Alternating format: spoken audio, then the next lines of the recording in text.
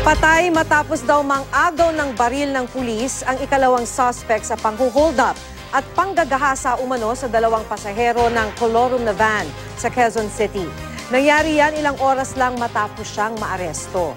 Iniimbestigahan ngayon ng pulisya kung bakit nagawang mang-agaw ng baril ng suspect, gayong nakaposas naman daw siya.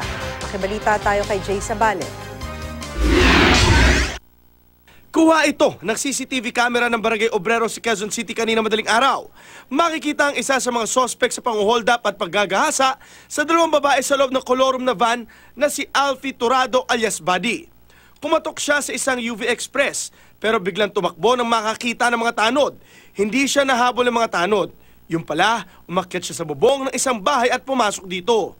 Ayon sa may-ari ng bahay, nagmakaawa si Turado na wag siyang isumbong pero itinuro pa rin ng may-ari ng bahay ang suspect sa mga otoridad.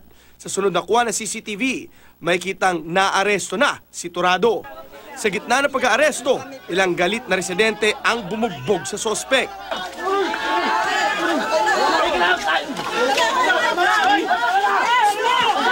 Dinala siya sa Camp Karingal kung saan nakakulong ang isa pang suspect na si Wilfredo Lorenzo na unang naaresto noong Lunes.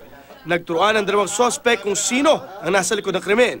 Itinanggi ni Turado ang paratang at pumayag na ituro sa mga pulis kung saan daw nila dinala ang mga gamit ng mga biktima.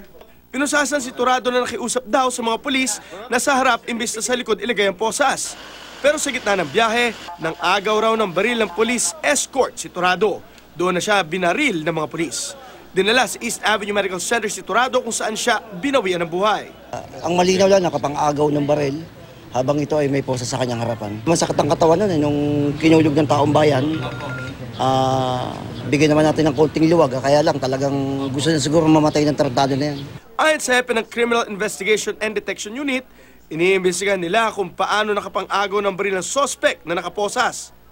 Masakit yung katawan at uneasy siya kung sa likod nakaupo siya. Desisyon ng natin yun, mga tauhan natin. Inibestigahan na rin ng Commission on Human Rights ang nangyari pamamaril sa suspect at ang panggagahasa umano sa mga biktima. Ayon sa mga biktima, alas 10 ng gabi noong nakaraang Biyernes nang sumakay sila sa van sa Eaton Centris papuntang Fairview. Pagbaba ng ibang pasahero, tumabi sa kanila si Lorenzo at nagdeklara ng hold up. Dinala raw sila sa likuran ng van at kalaunay halin-hinang ginahasa ng mga sospek. Matapos ang 4 na oras, ibinaba sila sa Sauyo Road.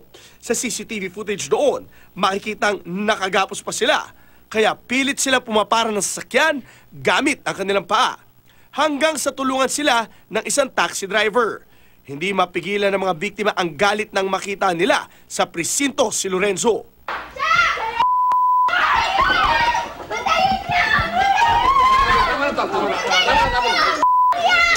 Bukod sa kanilang dalawa, pumunta sa Camp Karingal kaninang umaga ang dalawa pang biktima raw ng pang-hold up ni Lorenzo.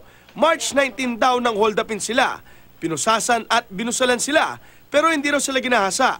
Kinuha kanilang gamit at nag-withdraw pa umano ng pera si Lorenzo mula sa ATM card ng mga biktima. Kahapon naman, nagpakita ang may-ari ng van na ginamit ng mga sospek. Ayon kay Roberto Cardenas, hindi niya pinapagamit sa pamamasada ang kanyang van. Hiniram lang daw ito ni Lorenzo para magatid sa airport noong Huwebes noong nakaraang linggo at isinaoli ito noong Sabado.